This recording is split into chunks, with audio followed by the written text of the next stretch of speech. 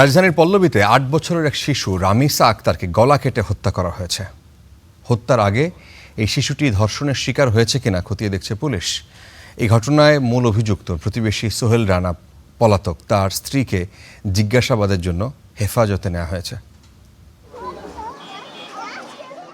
মঙ্গলবার সকালে স্কুলে পাঠাতে ৮ বছরের রামিসাকে খুঁজছিলেন তার মা। তবে সাড়া না পেয়ে পুরো বাড়িতে শুরু হয় খোঁজাখুঁজি। এক পর্যায়ে ৩ তলার পাশের ফ্ল্যাটের দরজায় পাওয়া যায় রামিসার স্যান্ডেল। দরজা ভেঙে ভেতরে ঢোকার পর দেখা মেলে বাসিন্দা স্বপ্না বেগমের। পরে তার স্বামী সোহেল রানার ঘরের খাটের নিচে মেলে শিশুটির মাথাবিহীন মরদেহ। কাটা পাওয়া যায় জানালার গ্রিল। পুলিশের ধারণা সেখান দিয়েই পালিয়েছে অভিযুক্ত সোহেল। মহিলার কাছে জিজ্ঞেস করছে আপনার হাজবেন্ড কই? আমার হাজবেন্ড পালাইছে।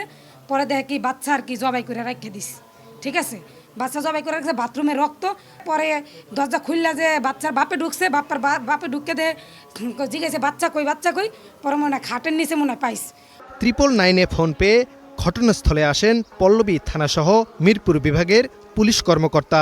পরে শিশুটির মাথা পাওয়া যায় গোসলখানার বালতিতে। ব্যক্তি আইডেন্টিফাইড যে এটা করেছে বলে আমাদের মনে হচ্ছে এবং আমরা ধারণা করছি প্রাথমিকভাবে আমরা আইডেন্টিফাইড। আমাদের এখন মূল কাজ হলো তাকে গ্রেফতার করা। আর মামলার যে বিষয়টা, আইনগত যে বিষয়টা, সেটা ভিকটিম ডিজিজদের মা বাবা তারা তো দুজনে এখন ট্রমাটাইজড অবস্থা আছেন। আমরা ওনাদের সাথে যোগাযোগ করে আমরা একটা তাদের মধ্যে থেকে অভিযোগ নেব, নিয়ে আমরা এটা ফর্মালি মামলা নেব। গলা কেটে হত্যার আগে শিশুটি ধর্ষণের শিকার হয়েছে কিনা তা তদন্তের পর জানা যাবে বলছে police. Aktaruzzaman, star news, Dhaka.